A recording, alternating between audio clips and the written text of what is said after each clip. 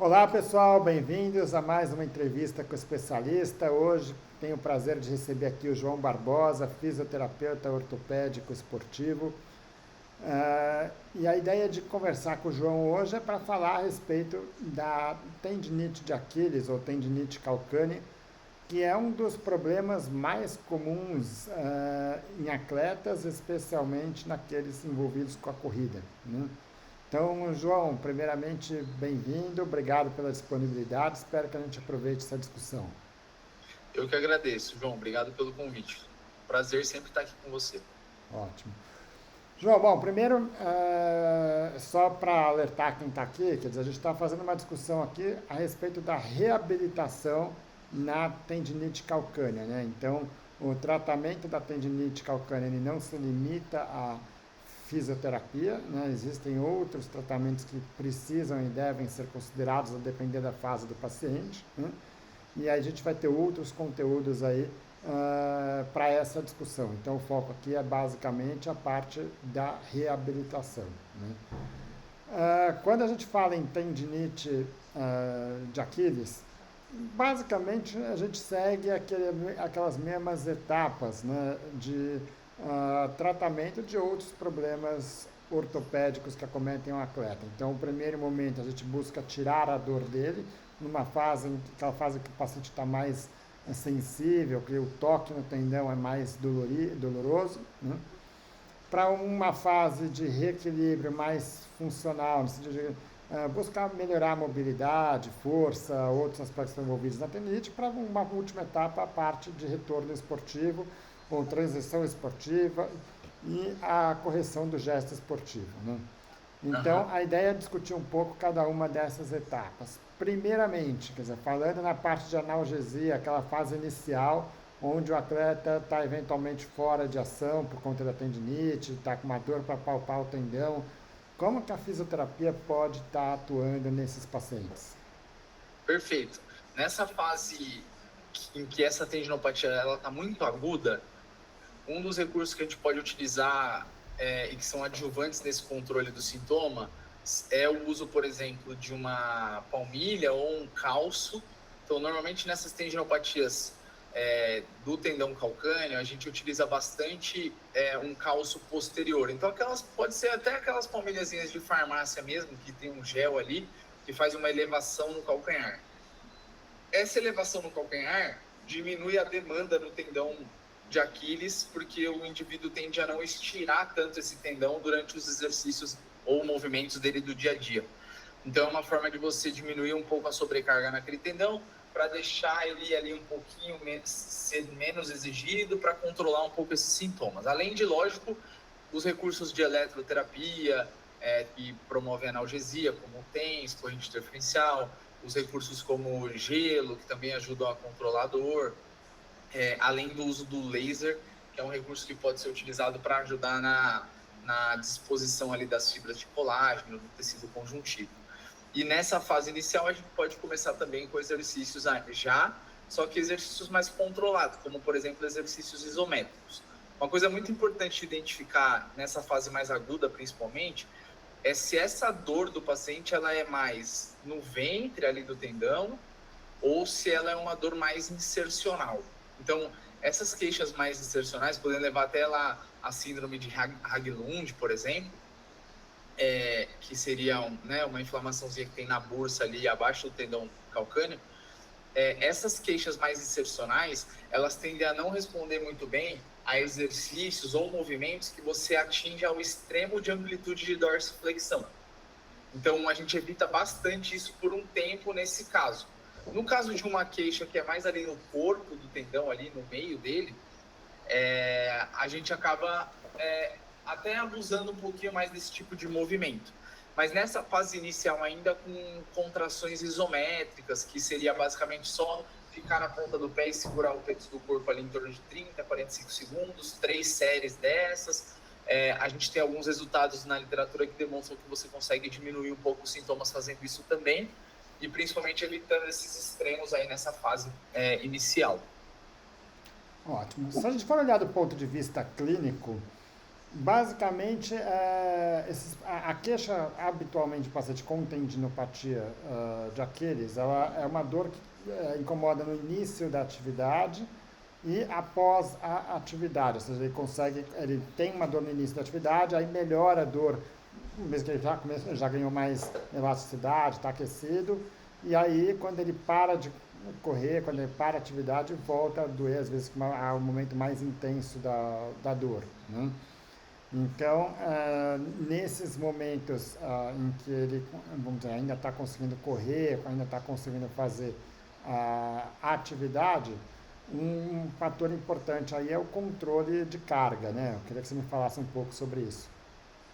Exatamente. Então, controlar, por exemplo, esse volume de corrida, controlar o tempo que ele joga futebol, controlar ali o número de saltos que ele vai dar em um jogo de basquete, ou até mesmo o número de saltos que ele vai dar ali num treinamento funcional que ele faça na academia, é importante porque é exatamente isso. As tendinopatias, elas são muito traiçoeiras, né? Então, quando o tendão dá aquela aquecida, esses sintomas tendem a diminuir. É por isso, inclusive, que exercícios como que eu citei aqui anteriormente, o isométrico, de ficar segurando o peso, eles ajudam a aliviar um pouco a dor. Porque quando você joga um pouco de carga nesse tendão, você tem ali uma adaptação tecidual que gera melhora dos sintomas. Só que, por que eu digo que é traiçoeiro? Então, quando você dá uma aquecida ali na corrida, quando você dá uma aquecida no futebol, essa dor passa, só que o tendão continua recebendo carga ali de uma forma em que, na maioria das vezes, ele não está lidando bem, porque após a atividade, esse tendão tende a agudizar, né, ou piorar essa dor. Então, esse controle de carga é um dos pilares no tratamento de qualquer tendinopatia. Na tendinopatia de calcâneo não é diferente. E a gente sempre utiliza esse alerta com relação à carga muito baseado em como o indivíduo responde no dia após a atividade. Então, existe uma regra que, durante a atividade, o indivíduo pode até sentir um pouquinho de incômodo, mas esse incômodo tem que ser no máximo 3 na escala de 0 a 10 ali de dor. E esse incômodo ele pode até se manter no dia seguinte, só que ele também precisa estar dentro desses 3, 4, e ele tem que se resolver em 24 horas. Então, assim, como que eu sei que o que eu estou correndo é o ideal para o meu caso? Então, se durante a corrida você ficar só lembrando do tendão ali, não é dor, é só uma lembrança, ele está ali, você lembra dele, pode continuar. Isso tende a ser seguro. E principalmente se no dia seguinte você continua lembrando dele, mas essa sensação só durou durante aquele dia após a atividade, no outro dia isso já se resolveu, significa que você não teve um processo de agudização. O que seria considerado um processo de agudização? Primeiro, você está fazendo atividade, a dor já saiu dali do 3 e foi para 5, 6. Você já tem que parar na hora ou controlar melhor essa atividade. E segundo, por mais que você não tenha sentido essa dor na atividade, mas você ficou dolorido depois lá naquela região, no tendão, 3 dias, 2 dias, ou que seja por um dia, mas essa dor foi lá para 7 após a atividade, 8, 5, 6, quer dizer que você está fazendo coisa demais também.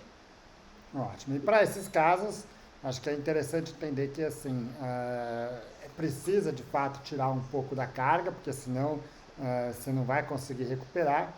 Mas, por outro lado, existem formas alternativas de você tentar manter o condicionamento, a força, num período em que você talvez tenha que tirar um pouco da carga, até que você consiga voltar a ir subindo isso de forma gradativa até o nível que você está buscando ali, né? Exato. Então, eu tenho dor para correr, você pode manter ali um condicionamento aeróbico num elíptico, que não tem tanta exigência de sobrecarga, ou numa bicicleta, ou em alguns casos, quando o paciente tem um pouco mais de estrutura dentro de uma piscina, que você tem menos sobrecarga sobre as estruturas durante a atividade. Então, pode ser uma estratégia também. Ótimo. Um exercício que está muito associado às tendinopatias, ao tratamento das tendinopatias, é o exercício excêntrico, né? A história dos exercícios excêntricos na tendinopatia é bastante curiosa, né? Foi um médico que falou, olha, não é era médico, mas enfim, um profissional que falou, olha, a gente não vai operar enquanto não romper, a gente tem outros tratamentos. E começou a fazer exercício com o objetivo de fazer de romper o tendão porque ele não aguentava mais aquela dor. E até que chegou um momento que eu falei, pô, melhorou a dor, né? Foi a única forma dele melhorar essa dor. É. Então, eu queria que você me falasse um pouquinho o que é o exercício excêntrico e qual que é a importância dele no paciente que tenha a tendinite de Aquiles. Então, o exercício, esse protocolo chama protocolo de Alfredson, era um médico mesmo, era o Alfredson, ele tinha, né, um histórico de tendinopatia de calcâneo, e ele começou a estressar aquele tendão demais, no intuito de romper esse tendão para depois realizar um reparo dele, né, cirúrgico. Só que o que aconteceu é que ele percebeu melhora dos seus sintomas. Então, teve um boom aí na literatura do porquê que isso aconteceu. Então, hoje a gente estuda muito do porquê que aqueles exercícios que ele escolheu na época conseguiram ajudar nesse controle dos sintomas, na melhora da dor aí da tendinopatia do tendão calcâneo. E esses exercícios tinham predominância de um tipo de contração que é o que a gente chama de contração excêntrica. O que seria isso? A contração excêntrica, pensando na panturrilha especificamente, ela está relacionada ao momento em que, quando você está lá em cima, na ponta do pé, você controla a descida do seu calcanhar até ele chegar no chão. Então, o que está acontecendo aqui? Quando você sobe e fica na ponta do pé, você está tendo um tipo de contração que a gente chama de concêntrica. Então, você está aproximando a origem da inserção da panturrilha. Então, a panturrilha está encurtando enquanto você levanta o peso do seu corpo. A contração excêntrica tem por definição que, para que ela exista, você precisa ter uma contração do músculo no momento em que ele está alongando. E quando que isso acontece na panturrilha? Quando você está descendo o calcanhar até o chão, você está tendo alongamento da panturrilha, ao mesmo tempo que você está tendo uma contração desse músculo para controlar essa descida. Então, exercícios excêntricos são muito utilizados para gerar adaptação sobre esses tendões. Então, melhorar ali a disposição do colágeno no tendão, do tecido conjuntivo no tendão, deixar aquele tendão mais maleável, mais suscetível à deformação à carga, para que ele tenha mais efetividade em absorver carga durante um salto, durante uma corrida e etc. Então, a segunda fase de um tratamento de uma tendinopatia é desenvolver a capacidade desse tendão. E na tendinopatia do calcâneo, a gente desenvolve bastante com exercícios de panturrilha, porque o tendão está envolvido nesse tipo de contração, nesse grupo muscular. Então, esses exercícios de panturrilha, normalmente a gente preconiza essa fase excêntrica, que é controlar essa descida do calcanhar, e a gente inicialmente faz isso sem ter um desnível negativo. Então, por exemplo, sem usar um step, sem usar um degrau de escada, a gente faz isso inicialmente ali numa fase muito aguda, parando essa contração excêntrica ao nível do solo, mas numa fase mais avançada, você pode até avançar ao nível do solo. Você pode usar um step, um degrau, para que o seu calcanhar até passe do nível do solo, onde você vai ter mais estresse sobre o tendão. E como eu falei anteriormente, né, esse finalzinho aqui, ó, da dorsiflexão, que é essa fase negativa da contração, ela não é muito interessante para quem tem a tendinopatia na inserção do tendão, ali no calcâneo mesmo, no calcanhar. Ela é mais interessante inicialmente, ela funciona inclusive para pessoas que têm essa tendinopatia mais no corpo do tendão, não lá na inserção. Lógico que mais para frente, mesmo pessoas que tenham essa dor na inserção, elas podem avançar para esse tipo de contração, mas isso precisa ser feito de uma forma mais gradual, mais controlada, senão a chance de agudizar é muito grande. Ótimo. Na realização, então, o exercício mais utilizado para isso é aquele que você usa, por exemplo, uma escada, sobe na ponta dos pés e aí volta para baixo, né? E a parte do movimento excêntrico é quando você está no alto, com o dedo com o peso na ponta do pé e vai voltando para baixo, fazendo que o dedo aponte para cima, né? Uma característica que eu queria que você me falasse é como fazer esse exercício, né? Então, primeiro, faz com os dois pés juntos, um de cada vez, né? E a velocidade de movimento, se isso faz a diferença e como que deve ser feito. Perfeito. Então, existem algumas formas de você progredir sobre esses exercícios de ficar na ponta do pé, né? Então, numa fase inicial, você pode fazer com os dois pés ao mesmo tempo, então sobe e desce com os dois pés. Numa fase posterior, Você pode subir com os dois, descer com um só. Uma fase mais avançada ainda, sobe com um e desce com ele mesmo. Aí você faz tudo num pé só. E numa fase, a última de todas as fases é você subir com um pé com ele mesmo e fazer essa descida até o final do degrau. Uma coisa muito legal que eu sempre peço para os pacientes é nunca chega até o final dessa descida, senão a articulação trava ali de forma passiva e o músculo para de funcionar. Então vai até lá embaixo, mas não deixa o músculo descansar. Sente que tem contração ali na panturrilha o tempo todo. Então sobe o máximo que conseguir e controla a descida até o ponto que você não descansa.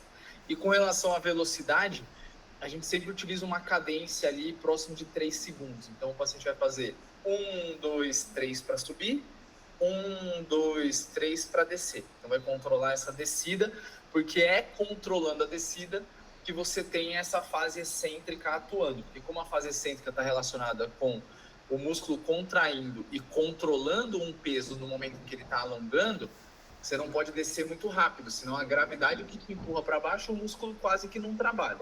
Então esse trabalho está relacionado a uma velocidade mais lenta de contração. Então contra sempre na cabeça ali, ó.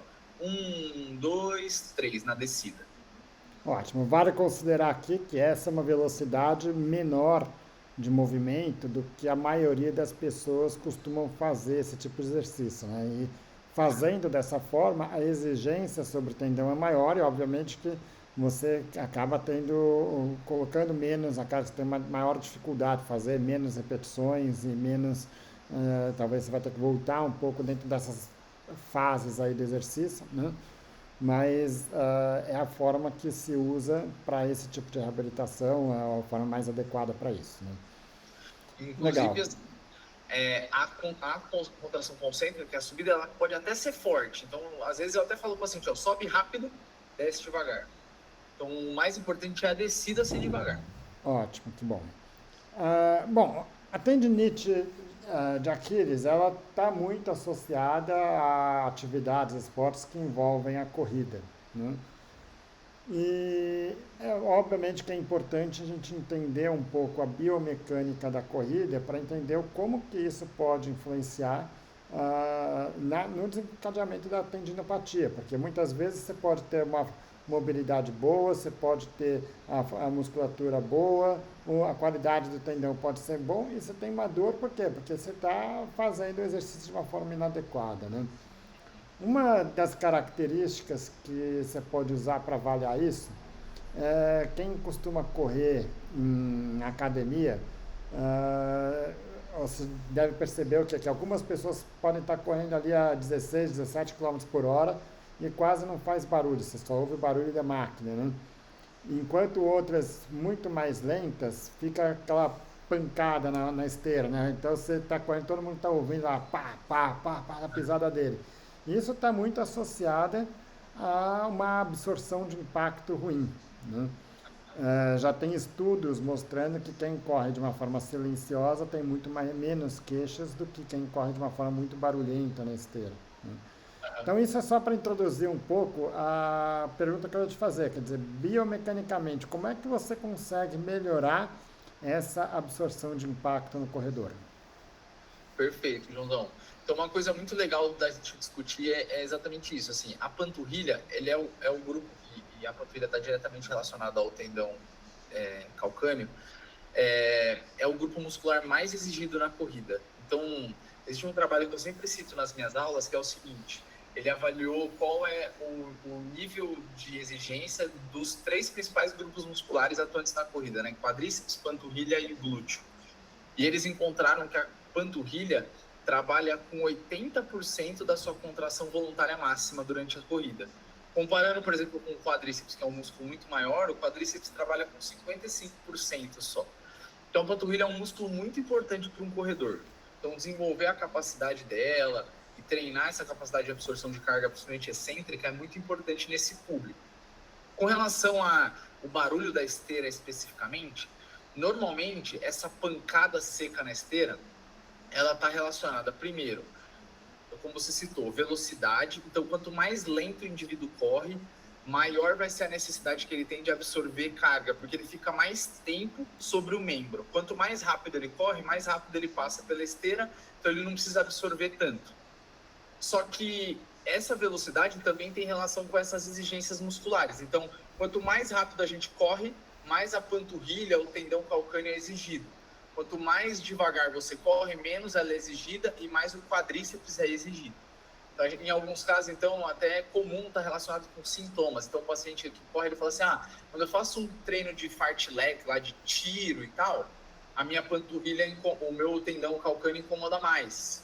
Quando eu faço um treino mais volumoso, eu acabo sentindo menos o tendão do que num treino mais intenso. Então, isso pode ter relação com o sintoma também. É a velocidade.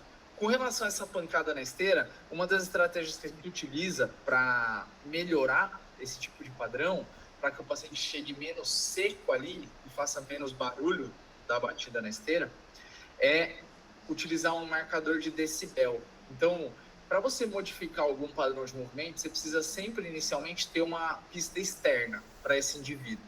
Então, ele precisa entender o que ele precisa melhorar. Então, quando você fala assim para ele, você está batendo muito seco na esteira, ele não entende qual a estratégia que ele vai ter que lidar para conseguir melhorar esse padrão.